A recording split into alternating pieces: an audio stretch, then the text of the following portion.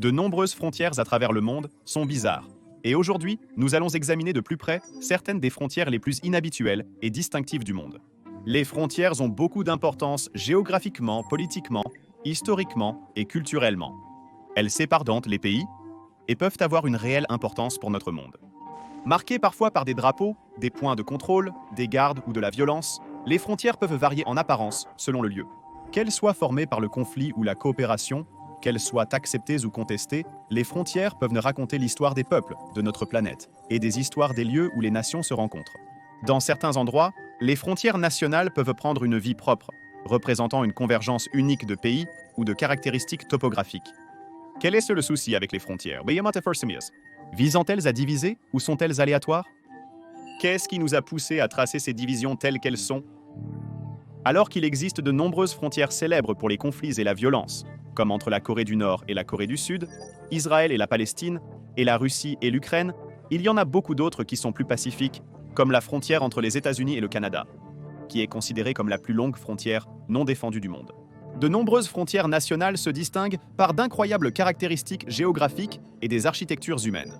Explorons certaines des frontières les plus fascinantes du monde. La distance et les conflits entre les pays ne sont pas rares aux frontières naturelles.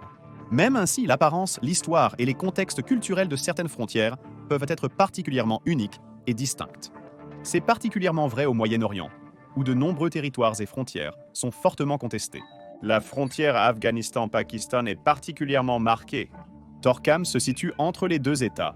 C'est un point de passage frontalier clé et une infrastructure visuellement impressionnante qui divise les États. La porte est un point de passage frontalier très fréquenté entre deux États.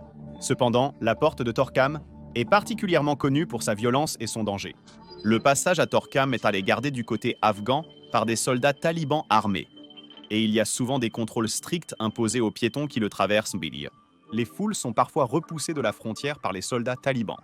Cependant, le départ récent du président Ashraf Ghani a entraîné une détérioration des forces afghanes, ce qui a nécessité la coopération des autorités pakistanaises avec les talibans pour garantir que les frontières restent correctement dotées en personnel et ordonnées.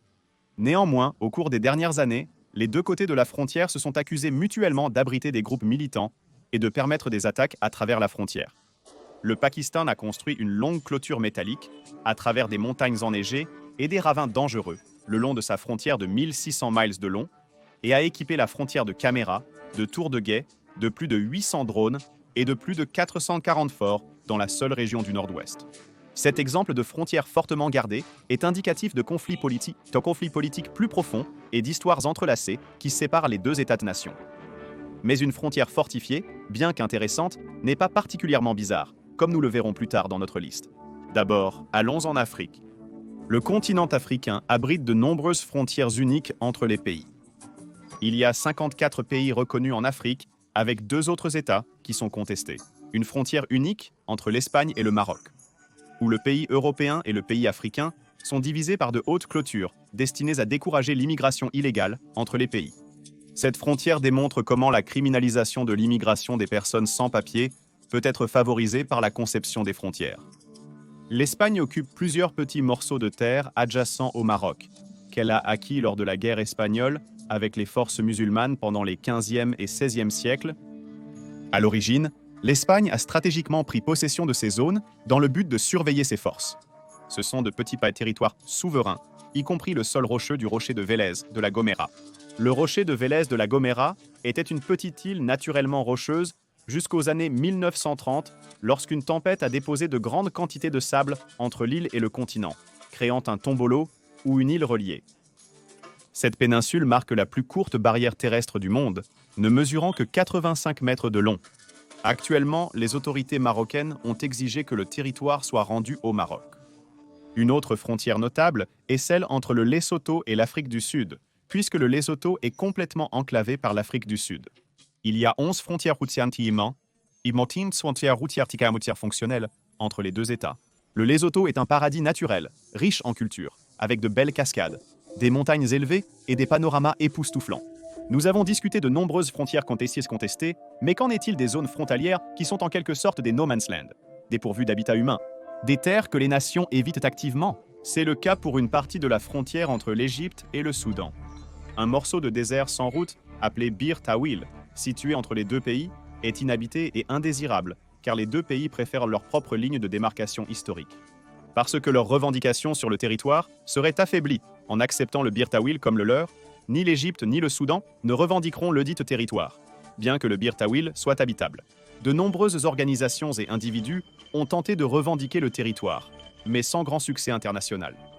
À l'inverse du Bir Tawil, l'Asie offre de somptueux paysages ayant servi à séparer les pays, comme nous le découvrirons. En Asie, comme ailleurs, de nombreuses frontières nationales uniques existent. Parfois, les caractéristiques géologiques servent à diviser les nations. Un exemple qui se démarque en particulier est la frontière entre la Chine et le Népal. Le mont Everest se dresse à 29 000 pieds d'eau de hauteur entre la Chine et le Népal, séparant les deux pays. Un autre est la frontière entre la Chine et le Vietnam, où les chutes d'eau marquent la division. Les chutes de Ban Geoc séparent les deux pays, indiquant un autre marqueur géologique des frontières nationales. De même, un sentier de randonnée très populaire appelé Sandak Phu parcourt la frontière entre l'Inde et le Népal. Une autre frontière géologique se situe là où le Laos, le Myanmar et la Thaïlande se rencontrent, ce qui est appelé le Triangle d'Or. Le Triangle d'Or est l'endroit où se rencontrent les rivières Ruak et Mekong.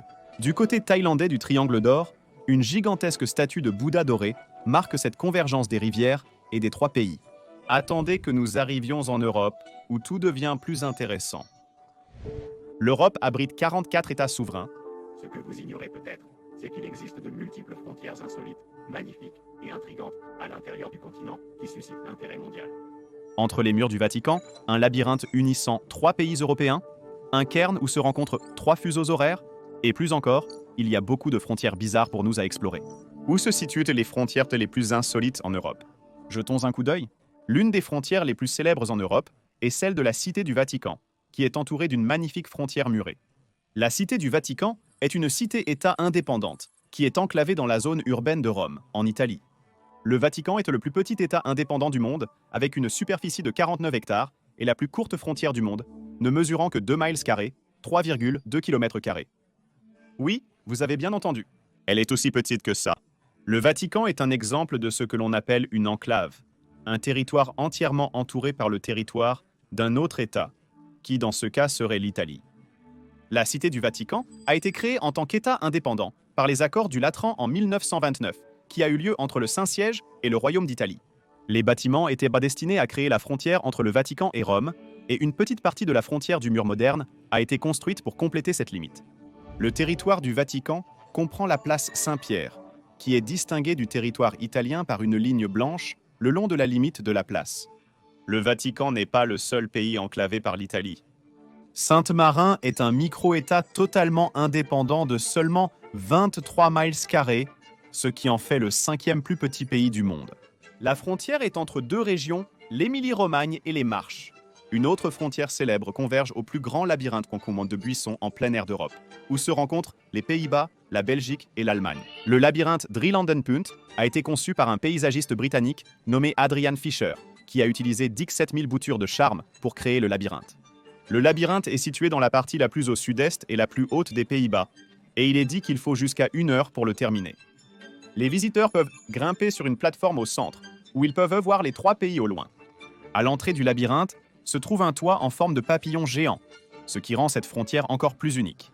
Au-delà de cela, il y a un grand terrain de jeux aquatiques près du labyrinthe, qui a été créé par des dizaines de fontaines, ainsi que de nombreuses autres activités récréatives pour les visiteurs du labyrinthe à explorer, comme une aire de jeu, du tir à l'argile et du tir à l'arc.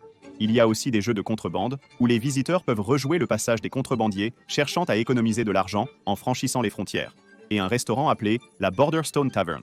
Il est si au clair que cette frontière entre les Pays-Bas, la Belgique et l'Allemagne est un lieu unique à visiter, mais ce n'est qu'une des nombreuses frontières bizarres et fascinantes en Europe et dans le monde entier. Où d'autres y a-t-il des frontières intrigantes, comme le labyrinthe du Drielandenpunt? Découvrons-le. Le Treriksrösa est un autre excellent exemple d'une frontière unique entre les pays. Là où l'extrémité nord de la Norvège atteint à la fois la Finlande et la Russie, se trouve une autre frontière à 3 pays, avec un caire marquant leur convergence.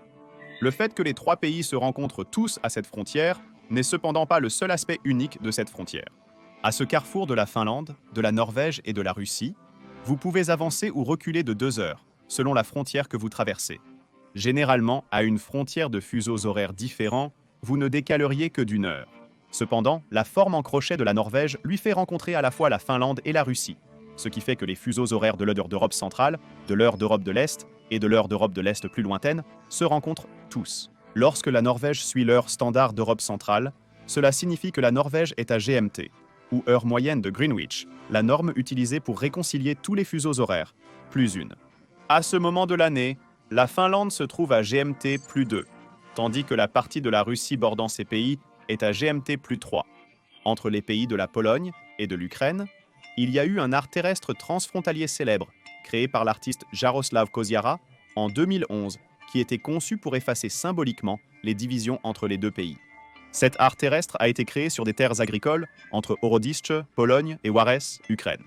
L'art basé sur le paysage entre les pays comprend des images de poissons géants appelés poissons de cercle de culture labourés dans le gazon, qui étaient censés montrer l'unité entre les pays. Koziara a créé le poisson temporaire en plantant des graines dans un design en forme de poisson. Selon le Haut-Commissaire des Nations Unies pour les réfugiés, plus de 7,7 millions de personnes ont fui l'Ukraine suite à l'invasion du pays par la Russie, et de nombreux Ukrainiens ont cherché refuge dans des pays voisins comme la Pologne. Plus de 4 millions ont migré vers la Pologne, et encore plus se sont déplacés vers la Roumanie, la Russie, la Hongrie, la Moldavie, la Slovaquie et la Biélorussie. La frontière entre la Norvège et la Suède est soulignée comme un lieu de mobilité transfrontalière et de commerce florissant, avec plus de 25 000 personnes qui traversent la frontière pour se rendre au travail chaque jour.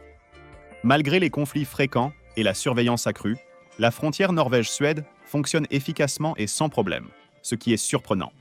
Ces pays ont de grandes similitudes culturelles, une capacité à comprendre les langues de chacun et partagent une histoire entrelacée ayant été unie de 1814 à 1905. Il y a beaucoup de coopération entre la Norvège et la Suède, qui font partie d'une union de passeports initiée dans les années 1950, pour permettre des voyages sans pièce d'identité entre eux et les autres États nordiques, le Danemark, la Finlande et l'Islande. Entre la Norvège et la Suède, une fine bande d'arbres a été enlevée pour marquer la frontière nationale. Vu l'accumulation de neige, les motoneigistes empruntent souvent ce chemin. La frontière entre l'Italie et la Suisse est également liée au sport d'hiver. Le Cervin, l'un des plus grands sommets des Alpes, constitue une partie de la frontière entre les pays. La frontière a été déplacée en raison du changement climatique et de la fonte des glaciers. Malgré cela, les skieurs profitent des loisirs à la frontière et sur le Cervin. L'un des passages frontaliers les plus élaborés en Europe est celui de la Belgique et des Pays-Bas, qui zigzague à travers Bar-le-Nassau, une ville néerlandaise qui partage une frontière entre les pays, avec sa ville sœur belge, Baer-le-Duc, de l'autre côté. Il y a plus de 2 douzaines de parcelles de terre appartenant à la Belgique, incrustées dans les Pays-Bas, un peu comme une mosaïque à la suite de traités médiévaux et d'échanges de terres au fil des ans. Chaque côté de la ville avait entre 10 et 20 enclaves de l'autre pays, créant de nombreuses sections isolées situées en Belgique à l'intérieur des Pays-Bas et vice-versa. Pour assurer un déroulement sans problème, les pays ont choisi de marquer leurs frontières avec des croix blanches sur le pavé de la ville. Ces marqueurs sont très précis, traversant des boutiques, des magasins, des pelouses et un café. À un moment donné, une loi néerlandaise exigeait que les restaurants ferment tôt, mais plutôt que de mettre les clients à la porte, les serveurs déplacèrent leurs invités vers les tables du côté belge du café. Les élections sont un défi, car les maisons divisées par la frontière sont classées par pays selon l'emplacement de leur porte d'entrée. Une frontière similaire existe entre la France et la Suisse. Dans un petit village à la frontière appelé la Cure, la frontière nationale divise la ville, les rues et même certains bâtiments. La frontière traverse également l'hôtel Arbé, passant à travers une suite de lune de miel, divisant le lit en deux. Une autre caractéristique unique d'un pays européen relie l'Espagne au Portugal. À la frontière, les gens peuvent prendre une tyrolienne de l'Espagne au Portugal. La tyrolienne est la première tyrolienne transfrontalière qui traverse le fleuve Guadiana. Le Minho est aussi une partie de la frontière Espagne-Portugal. Quel passage de frontière unique et amusant! Il est clair qu'il y a de nombreuses frontières intrigantes en Europe, dont beaucoup sont franchies librement. Que ce soit les motoneigistes qui profitent des sentiers, ou les bâtiments et les cafés qui sont coupés en deux, l'Europe a de nombreuses frontières uniques à explorer. Mais étant donné que beaucoup de ces frontières uniques ont été formées par des traités et des contrats datant de plusieurs siècles, le Nouveau Monde n'aura pas de frontières étranges, n'est-ce pas? Eh bien, en Amérique du Nord, il y a aussi des frontières assez incroyables et intéressantes à explorer pour nous. La frontière États-Unis-Canada se démarque, notamment de par sa grande longueur et le bar qui la divise visuellement. La frontière entre les États-Unis et le Canada est la plus longue frontière du monde, s'étendant du Maine à l'Alaska, et traversant des terres, la mer et des étendues sauvages ouvertes. Avec autant de nature sauvage, vous pourriez penser que la frontière serait laissée intacte par les gens, mais ce n'est pas le cas. En réalité, chaque année, les contribuables américains versent en moyenne un demi-centime par an à la Commission internationale des frontières pour seulement déboiser chaque pouce de la frontière États-Unis-Canada. Avec un budget annuel de 1,4 million de dollars, la Commission internationale des frontières assure la démarcation claire de la frontière entre les États-Unis et le Canada. Cette ligne est connue sous le nom de Slash et est une zone sans arbres qui fait 28 pieds de large et couvre tout, des îles isolées aux collines escarpées. À travers les forêts nationales, les montagnes et les terres sauvages, le Slash est principalement si éloigné que personne ne visitera jamais la frontière. Mais la limite est méticuleusement entretenue tous les 6 ans grâce à des heures de travail manuel. Le but initial du Slash était de s'assurer que la personne moyenne saurait qu'elle est à la frontière. À partir des années 1800, lorsque la section terrestre occidentale de la frontière entre les États-Unis et le Canada a été fixée au 49e parallèle, les pays ont coupé le Slash et plus de 8000 marqueurs de frontières ont été installés, la plupart étant toujours présents aujourd'hui. Cependant, sans système GPS à l'époque, les marqueurs de frontières ont été placés par inadvertance en zigzag, s'écartant vers le nord ou le sud de la frontière officielle, en moyenne de 90 mètres. Sans cartographie suffisante, la frontière en est devenue à avoir des coupures irrégulières, comme à Point Roberts et l'angle nord-ouest. Malgré ces erreurs, le Slash est une destination populaire pour beaucoup qui apprécient de son histoire géographique. Un autre point notable à la frontière entre les États-Unis et le Canada est les chutes du Niagara. Les chutes du Niagara sont une cascade massive et impressionnante qui sépare New York et le Canada, où les visiteurs peuvent avoir des vues magnifiques depuis l'État de New York et le Canada. Le passage de la frontière est accessible à vélo, en voiture ou à pied sur le pont Rainbow, qui est ouvert 24 heures sur 24, 365 jours par an. Les deux côtés offrent des attractions et des vues imprenables sur les chutes, ainsi qu'une riche culture et histoire. Il est clair que la frontière États-Unis-Canada est unique, mais pas la seule en Amérique du Nord. À la frontière sud des États-Unis, la limite semble assez différente. La frontière États-Unis-Mexique est en fait la voie de migration terrestre la plus mortelle du monde, avec des centaines de vies perdues lors de traversées désertiques dangereuses. L'année dernière, l'Organisation internationale pour les migrations a enregistré 686 décès et disparitions. Mais ce chiffre est limité car il manque des données. La zone, distante et dangereuse, est marquée par beaucoup d'activités criminelles et de gangs. La frontière de 1951 miles est la plus fréquentée au monde et plus de 300 millions de personnes la traversent chaque année. De plus, certaines parties de la frontière ont un aspect très différent de chaque côté, comme l'urbain encombré de Tijuana, au Mexique, et la partie plus abandonnée et éloignée de San Diego, de l'autre côté de la frontière fortement surveillée. La dichotomie entre les villes mexicaines et américaines adjacentes à la frontière surveillée et ses clôtures et murs, construits par les dirigeants américains, démontre à quel point une frontière et l'immigration peuvent être politisées. Il va sans dire que la frontière sud des États-Unis est complètement différente de la frontière nord avec le Canada. Une autre frontière intéressante pour les États-Unis est une frontière maritime entre les États-Unis et la Russie. Il est surprenant de savoir que la grande Diomède de Sibérie et la petite Diomède de l'Alaska, deux îles rocheuses, ne sont séparées que de 2,4 miles dans le détroit de Bering. Si vous nagiez entre les îles, vous sauteriez 21 heures en avant ou en arrière dans le temps, selon la direction dans laquelle vous nagiez. Les îles se situent autour de la ligne internationale de changement de date. La grande Diomède est appelée l'île de demain et la petite Diomède est connue comme l'île d'hier. La frontière, quoique proche en kilomètres, témoigne de l'énorme décalage temporel entre ces pays. Ces irrégularités ne s'arrêtent pas là et on en trouve davantage en Amérique latine et dans les Caraïbes. Avec 33 pays en Amérique latine et dans les Caraïbes, il y a de nombreuses frontières et limites intrigantes, certaines naturelles, d'autres créées par l'homme, qui méritent d'être relevées. Une telle frontière existe entre le Costa Rica et le Panama, qui sont séparés par la rivière Sixaola. Il y a 3 principaux endroits pour traverser la frontière: Paso Canoas à l'ouest, Rio Sereno au centre et Guabito à l'est. Pour quitter le Costa Rica, le pays exige un impuesto, une taxe de départ à payer avant de quitter le pays par voie terrestre, en voiture, à pied ou en bus. La taxe est de 8 $. Le poste frontière le plus à l'est entre les deux pays, à Sixaola, se trouve à seulement quelques kilomètres de la mer des Caraïbes. L'unicité de ce passage réside dans un vieux pont hésitant, permettant aux voyageurs de traverser la rivière. De nombreux touristes sont attirés par les vues panoramiques à la frontière est entre le Costa Rica et le Panama. Une autre frontière intéressante, Tres Fronteras ou Trois Frontières, se situe à la jonction de l'Argentine, du Brésil et du Paraguay. Tres Fronteras est un célèbre triangle frontalier qui marque la connexion entre le Brésil, l'Argentine et le Paraguay. Dans cette zone, la connexion des deux plus grands fleuves des continents, le fleuve Iguaçu et le fleuve Paraná, se croisent pour former une frontière triangulaire en forme de T, délimitant les frontières des trois pays. La triple frontière est proche des chutes d'Iguazu et d'autres joyaux naturels qui attirent de nombreux touristes chaque année. Bien que la région soit connue pour des niveaux élevés d'activités criminelles, tels que le trafic de drogue, le blanchiment d'argent et le vol de propriétés intellectuelles, la région est connue pour être ethniquement diverse, avec des touristes et 3 villes de 3 pays différents qui convergent. Les villes locales ont récemment construit un complexe récréatif où les visiteurs peuvent apercevoir les pays voisins, chacun avec un obélisque orné des couleurs du drapeau respectif de chaque nation. Le centre s'appelle le parc Ito Tres Fronteras et permet aux touristes de voir une vue panoramique à 180 degrés de la zone environnante. De la plateforme d'observation, on peut voir les forêts tropicales denses du Brésil et de l'Argentine. Un peu au sud du tripoint se trouve le Puente de la Intégration, connu sous le nom de pont de l'Intégration, qui a été inauguré en 2022.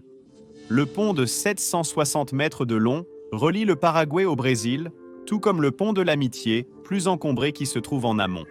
Sans aucun doute, la triple frontière de l'Argentine, du Brésil et du Paraguay est l'une des frontières les plus intrigantes du monde, tant géographiquement que culturellement.